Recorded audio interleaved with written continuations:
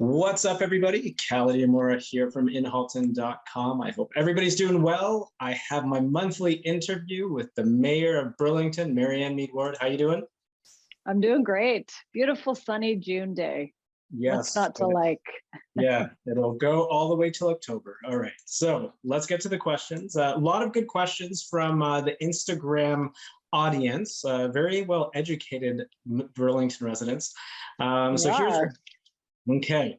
Is there still plans to remove the hydro lines from Burlington Beach? And I get this question more often than not. So that is the long-term goal and desire of, I know, the city and council and regional council.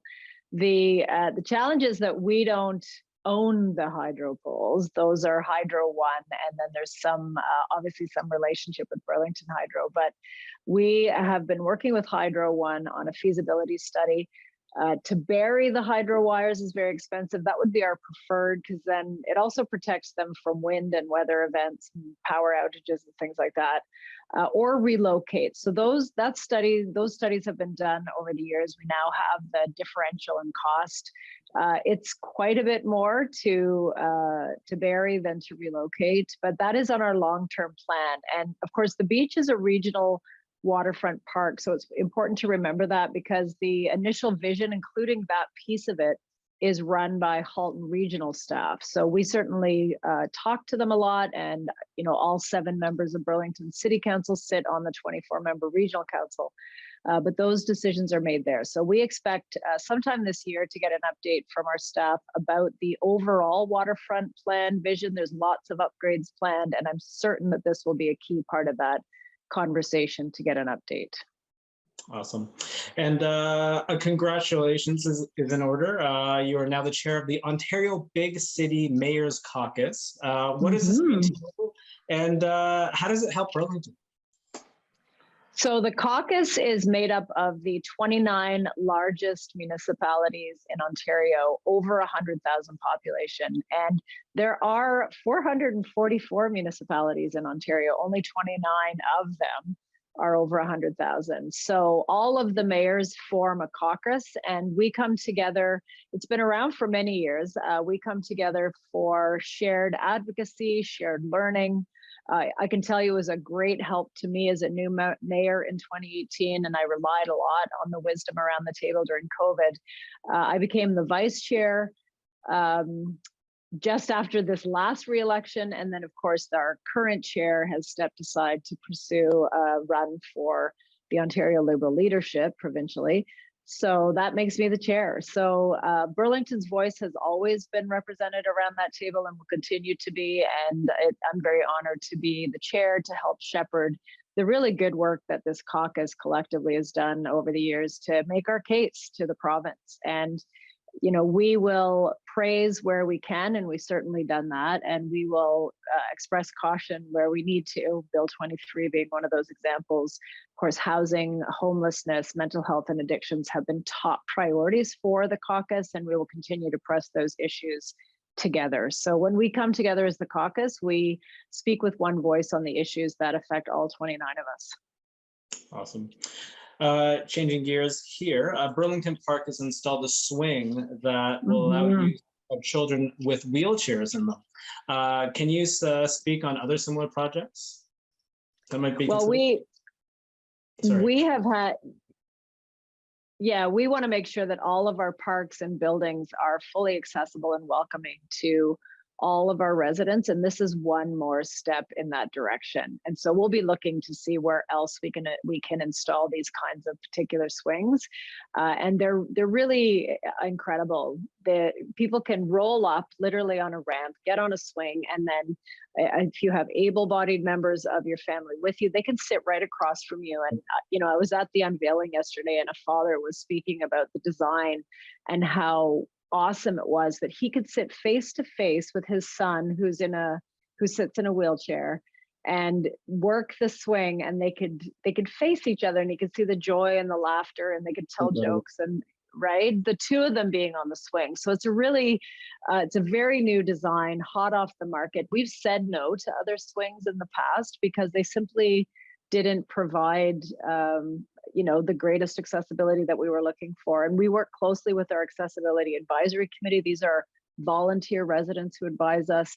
And then, of course, this was possible through a very generous gift from the PJ McNally Foundation. So we're so grateful for the community, the citizens, the foundation, our staff for making this happen. It's one step of many that the city will do to make sure that we're fully welcoming and accessible. Because when you make your city accessible to people who use mobility devices, you make it better for the entire community. Agreed. Yeah, that's amazing. One of the questions that we get a lot, and very, very educated Burlington residents, they have very specific questions about developments. So instead of asking you 20 development questions, I'm just going to ask, are there any developments you'd like to talk about? Well, I think the most important one to continue talking to the community about is the fact that the province has set a goal of 1.5 million homes by 2031. And, we know that the supply needs to increase because the federal government and our cities are welcoming 500,000 newcomers to Canada every year. And we welcome people. These are people who provide skilled labor, add to the rich cultural fabric, are reunited with families and so forth. But those folks need a place to live. And we also have young folks that we want to make sure have a place to live, and supply can help with that. It's not the only answer. Burlington's share of that. So we were asked to take 29,000 homes and to pledge that. So council unanimously agreed to do that. But we also had some caveats, and we said, first of all, let us figure out where it goes. We're not going to expand our urban boundary. We're not going to build in the green belt. We're not going to build on green space and golf courses. We're not going to negatively impact established neighborhoods. And so where do we put that? The best place, and this is completely in keeping with provincial policy, is along our 3 GO stations, aging retail plazas, and a few other identified growth nodes. And when we looked at the pledge and what we've already got in the hopper, so our development pipeline already has about 23,000 units under review.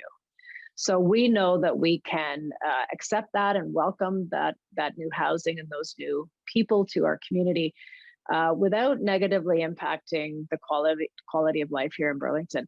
But the one thing that council did, so we unanimously adopted that housing pledge, but we said, if we just build housing, we will have colossally failed the community. We will just get traffic gridlock and wait lines everywhere in our community centers and our roads and our parks and everywhere.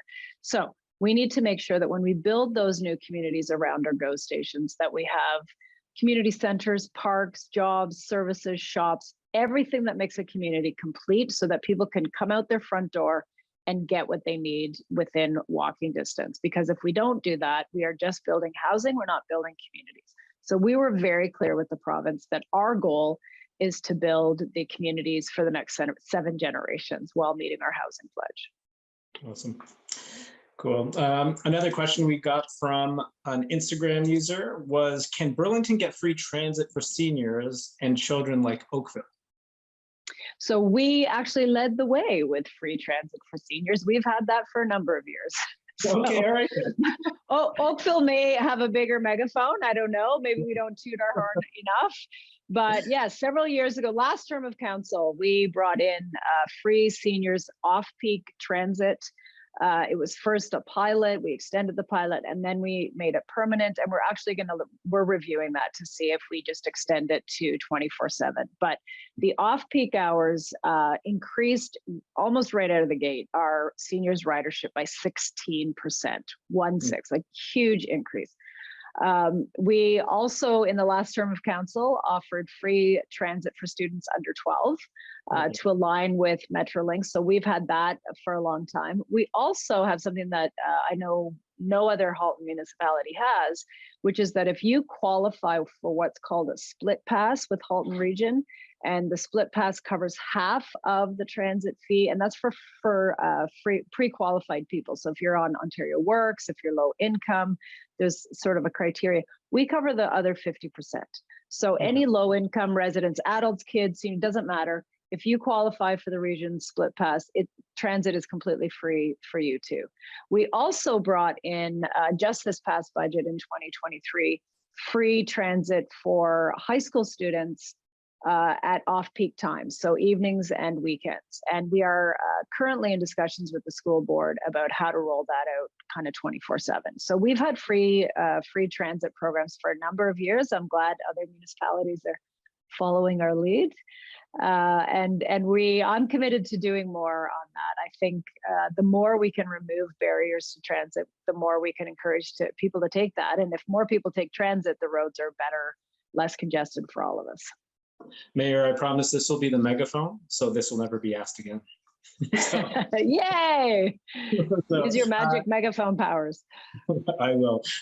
Anything you want to bring up or anything else? Those are all the questions I have. Oh, well, we just had actually a very moving Juno Beach, D-Day ceremony. So today, June 6th, marks the 79th anniversary of the landing of Juno Beach, the Canadian troops that landed on Juno in World War II. It was a defining moment and ultimately turned out to be a turning point in the war.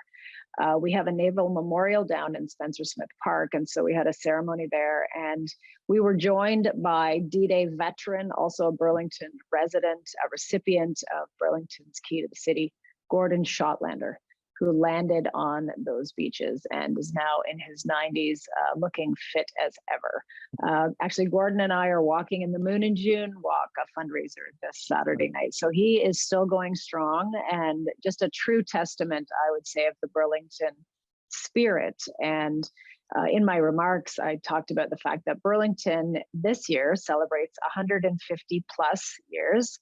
So we were incorporated as a city 150 years ago. We add the plus because we recognize that Indigenous residents have been on these lands long before that. But our motto, which is on our City of Burlington crest, is stand by. And that means, I've always took it to mean stand with and stand together, which certainly we do as a community. And we saw that throughout COVID and beyond.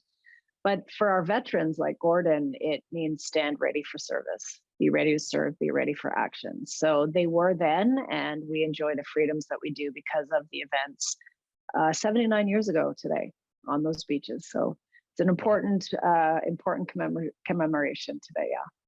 Awesome. Next month, I apologize, I'm going to have to cancel because I'm going to Japan. Nice. You want me to pick anything up from the sister city of Burlington, Itabashi? Or bring something over? Yeah, get me like a piece of art or a scarf or something. I will go right to the city hall of Itabashi and grab a piece of art from you. Good, awesome. You know what, they have one of the best Burlington displays, better than us. I will take a picture and I'll show it to you in a couple of months.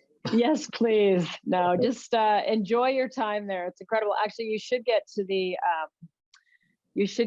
art gallery in Itabashi. I have a piece hanging that was gifted to the city when we were there. A woman artist painted a picture of what it was like after Hiroshima. Her sister was one of the many who were swept out to sea. When the bomb dropped, people ran to the water because their skin was literally burning off their bodies. And many of them in the tides were swept out to sea. So she painted that. It's in my office at City Hall, but it was the original is hanging in the Itabashi Art Museum. Very, very powerful. I got to meet the artist when I was there in Japan. Wow, I will definitely go. Thank you for the recommendation, and then I'll grab something. You can get me a postcard, but there's some pretty incredible works of art, like just incredible works of art in that art gallery. So, and it had just opened when we were there, so it was kind of fun to be there. Yeah. I'll see you in 2 months then. Have fun. Okay, have a great time. Okay, take care.